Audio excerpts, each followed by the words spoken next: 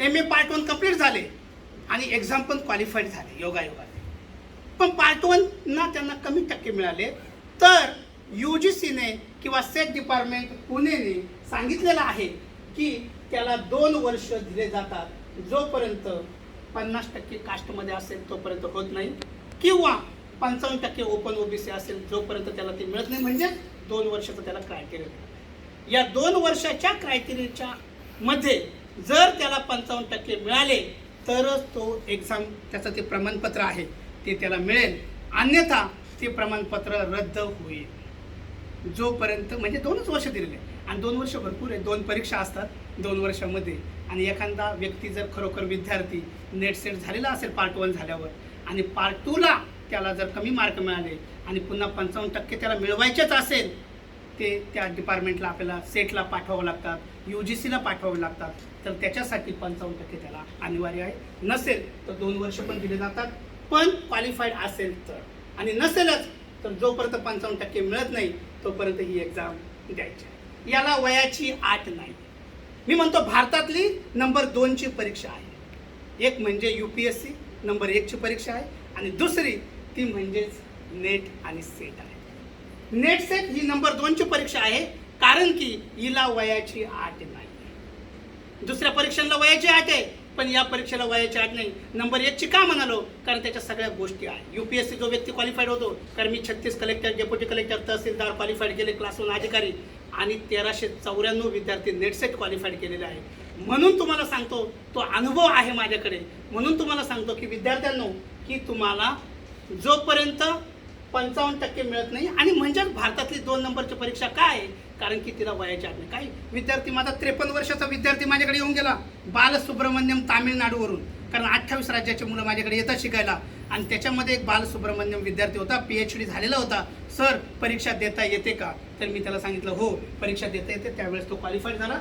पण एवढ्या वयाचे सुद्धा विद्यार्थिनी असतात, विद्यार्थी असतात, त्यांना परीक्षा द्यायची असते, त्यांना कुठेतरी प्राध्यापक व्हायचं असतं, त्याच्यासाठी ते ही तयारी करतात. आता नेट नॅशनल इलिजिबिलिटी टेस्ट आणि सेट स्टेट इलिजिबिलिटी टेस्ट, आता याच्यामध्ये फरक काय आहे महत्त्वाचा, मी सर्व डिटेल तुम्हाला सांगणार आहे. 2 तासामध्ये जास्तीत जास्त देण्याचा प्रयत्न करेन, कारण 2च तास मी म्हटलं होतं मॅडमांना, तसं मी 2-2 दिवस तुम्हाला मार्गदर्शन पुढे करायला येईल. पण सध्या आता 2 तासामध्ये जेवढं इम्पॉर्टंट आहे ते नक्की देण्याचा प्रयत्न करेल, कुठल्याही प्रकारचं माझ्याकडे न ठेवता.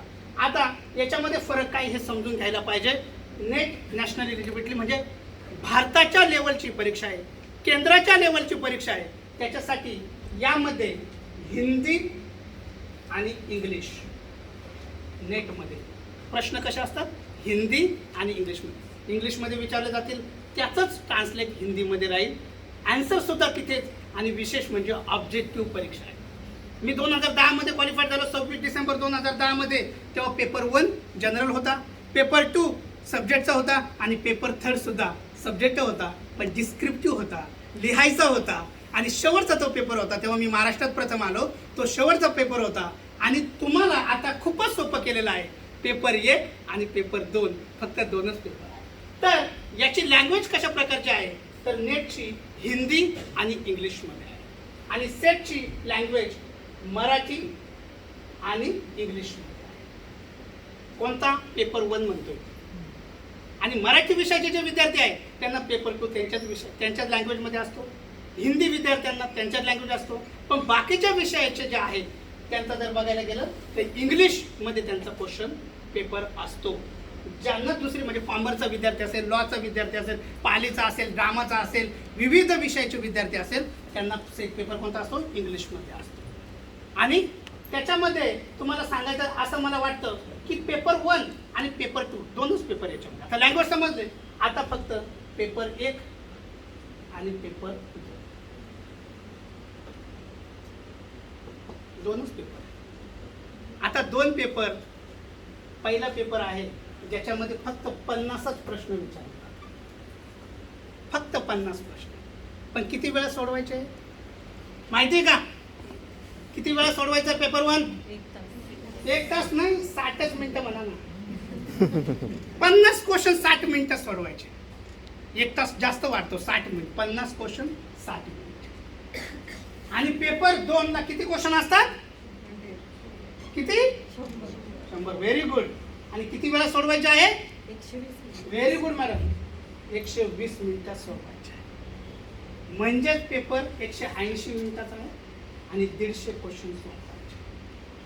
पेपर 1, पेपर 2, नेट आणि सेट दोघांसाठी क्वेश्चन पेपर जे आहेत ते म्हणजेच 50 क्वेश्चन आहे पेपर 1 मध्ये आणि पेपर 2 मध्ये 100 क्वेश्चन आहे. पेपर 1 वेळ जर बघितली तर फक्त 60 मिनिट आहे. पेपर 2 ची 120 मिनिट आहे. आता प्रत्येक पेपर जर बघितला, आता याच्यामध्ये पेपर 1 जर बघितला तर जो 60 मिनिटात सॉल्व्ह करायचा आहे, तर बघायला गेलं तर आता त्याचे मार्क किती मार्काचा आहे ते बघू. आता म्हणजे प्रत्येक क्वेश्चन जर बघितला तर 2 मार्काला असतो प्रत्येक क्वेश्चन. तर पेपर 1 ला क्वेश्चन आहे 50 म्हणजे 100 मार्काचा, कारण प्रत्येक क्वेश्चन 2 मार्कला आहे. विशेष म्हणजे निगेटिव्ह मार्किंग नाही. किती सोपं आहे, निगेटिव्ह मार्किंग नाही. विशेष म्हणजे UPSC सारखा 19 सब्जेक्टचा अभ्यास करायचा नाही. किती सोपी परीक्षा आहे. फक्त आपण ज्या विषयात मास्टर घेतो ना, मास्टर की त्याच विषयामध्ये आपल्याला काय करायचं आहे, अभ्यास चांगला करायचा आहे. आपण कॉलेजला असताना कन्सेप्ट कंटेंट जास्त प्रमाणात समजून घेत नाही किंवा काही अनायासे कारणामुळे समजून घेत नसेल, पण आता इथे पूर्ण डीपमध्ये अभ्यास करून समजून घ्यायचं आहे. पण विशेष आपण पेपर पॅटर्न बघतो, कसा अभ्यास करते सांगतो. बघायला गेलं तर 100 मार्क आहे आणि पेपर 2 ला किती मार्क आहे? 100 क्वेश्चन म्हणजेच किती मार्काचा पेपर आहे? फक्त 300 मार्काचा पेपर आहे. पण कट ऑफ किती लागतो माहिती आहे ना? याच्यामध्ये क्वालिफाईडचा कट ऑफ माहिती आहे का बाळांना? कुणाला माहिती आहे की नाही? परीक्षा दिलेल्या कोणीच नाही केली. JRF साठी 60. Not JRF, first qualified criteria. Qualified 55 open. Very good. OBC marks किती पाहिजे? मार्क्स 150 160. Very good. जर क्वालिफाईड व्हायचं असेल ओपन आणि ओबीसीच्या विद्यार्थ्यांना तर कमीत कमी 60% एक अंदाज पकडा. ओपन ओबीसी 60% म्हणजे 170 ते 180 पर्यंत मार्क पाहिजे क्वालिफाईड.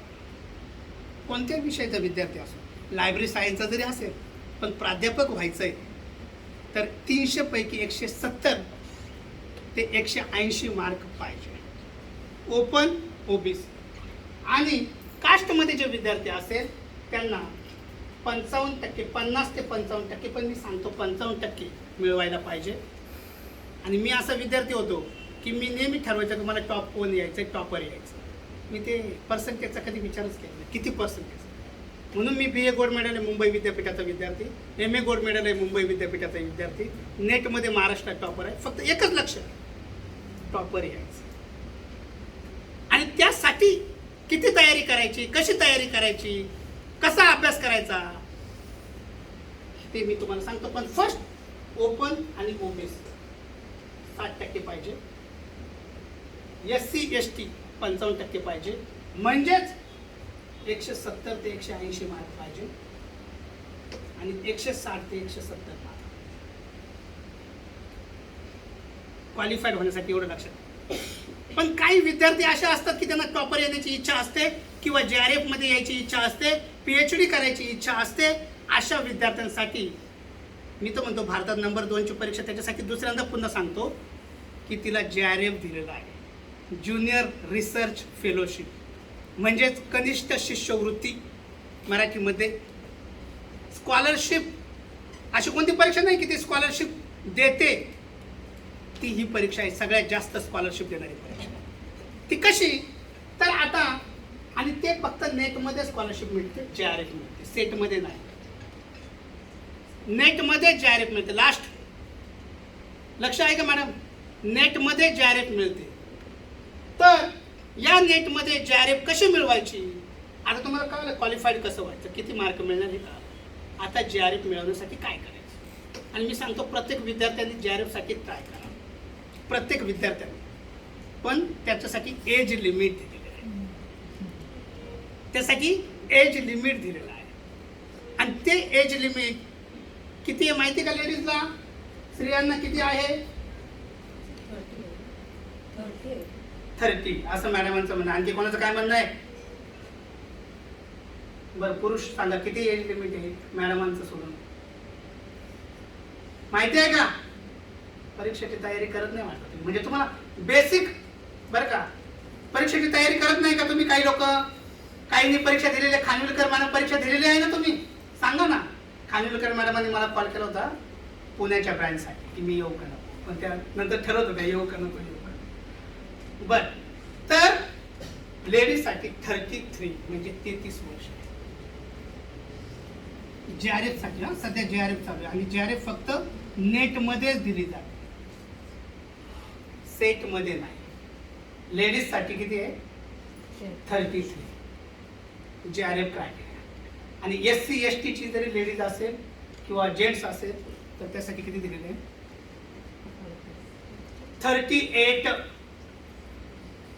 38 दिलेलं आहे.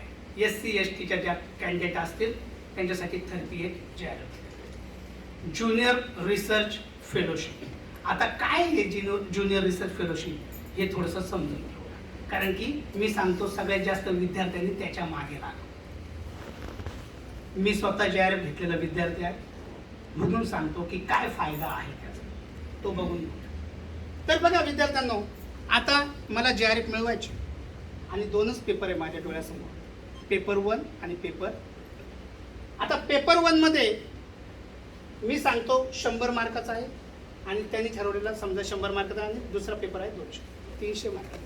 आता क्वालिफाईड व्हायला मला सांगितलं 170 ते 180. मी म्हणतो ज्याला 200 मार्क मिळाले, चांगला अभ्यास केला, 200 मार्क मिळाले, तर तो व्यक्ती कुठे जातो? JRF.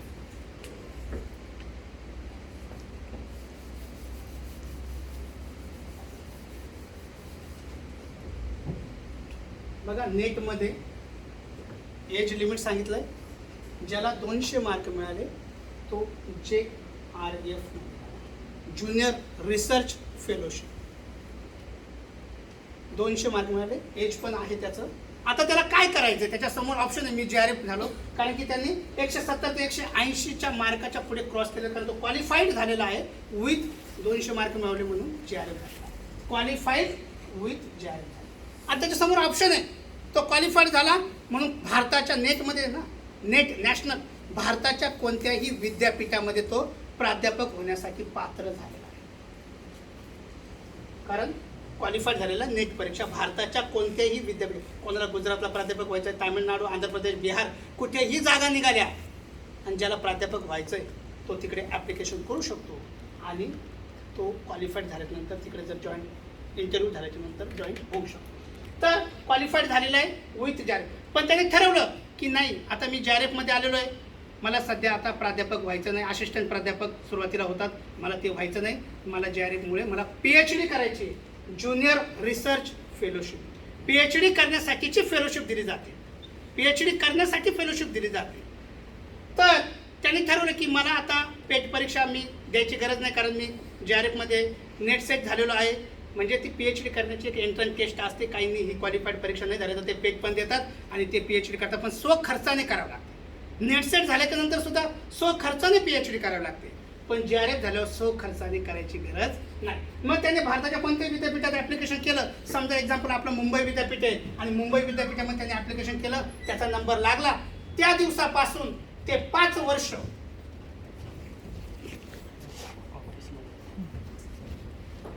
काय रे बाळा, मग जॉबला जायचं. मग 1 तास संपणार होतं का? नाही 10 वाजता आपलं सेमिनार होतं, 10 ते 12 टायमिंग दिला होता ना, माहित नाही.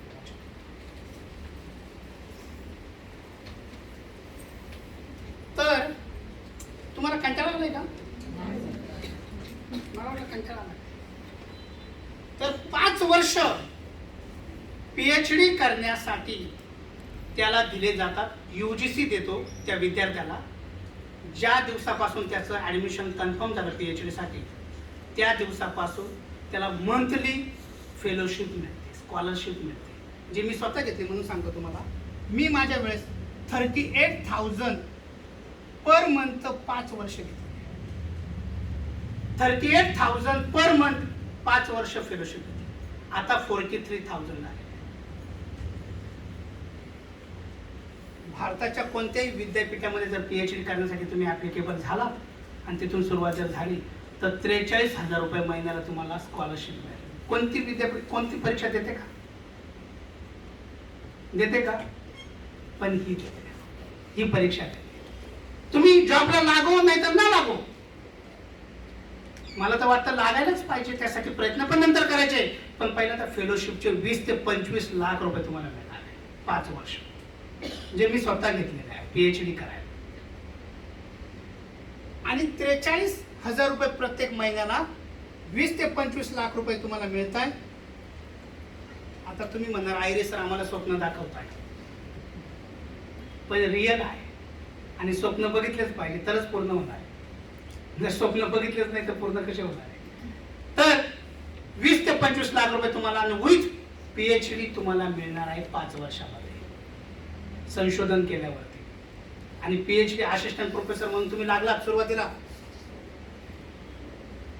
कारण तुम्ही नेट सेट क्वालिफाईड होतात, असिस्टंट प्रोफेसर लागलात आणि 7 पण आहे आता सध्या. तर किती सॅलरी मिळते बघा तुम्ही. आणि विथ पीएचडी असेल, आपले आदरणीय सर बसलेले आहेत, तर त्याच्यामुळे पीएचडी झाल्यावर पण किती पेमेंट वाढतो ते पण तुम्ही बघा.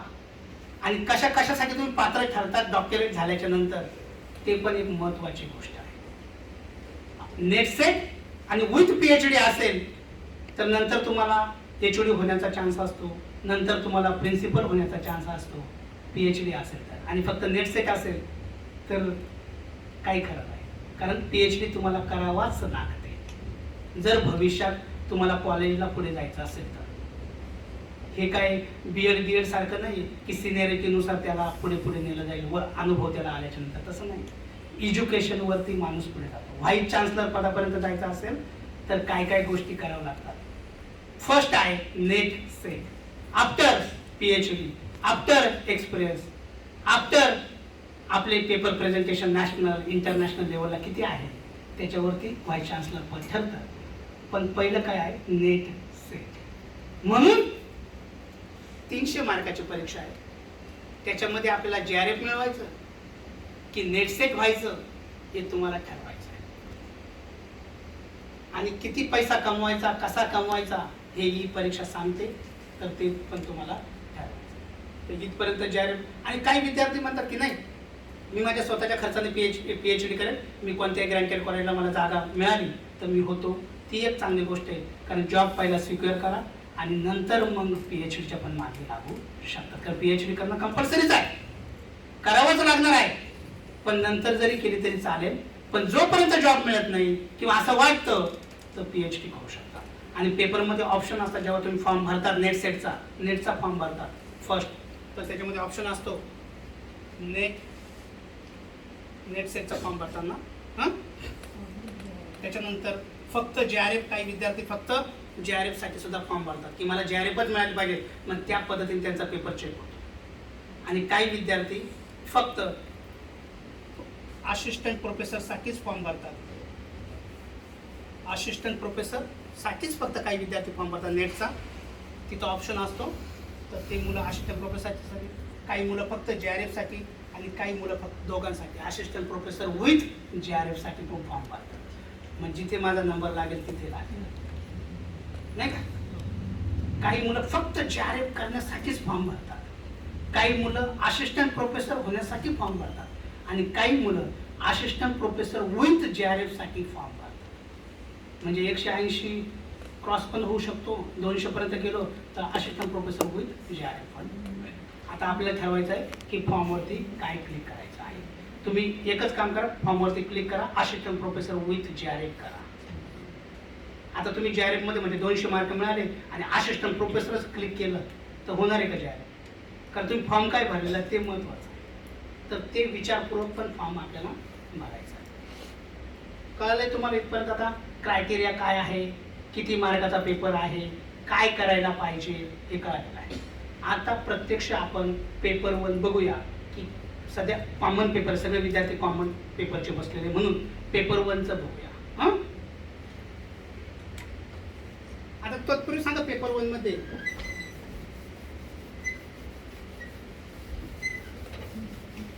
किती टॉपिक आहे बाळांनो पेपर 1 मध्ये? बाळांनो पेपर 1 मध्ये किती टॉपिक आहे? 10 टॉपिक आहे. Very good.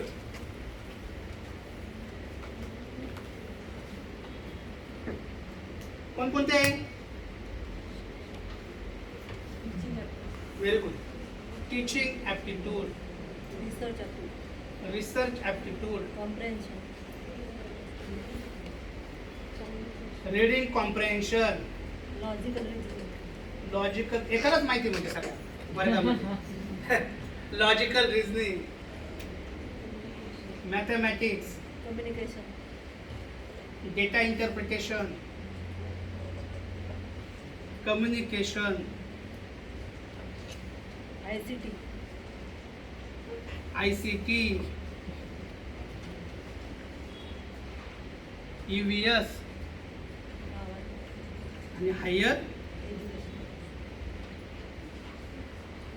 Teaching aptitude, research aptitude, communication, reading comprehension, logic, mathematics, data interpretation, communication, ICT, EVS आणि हायर एज्युकेशन.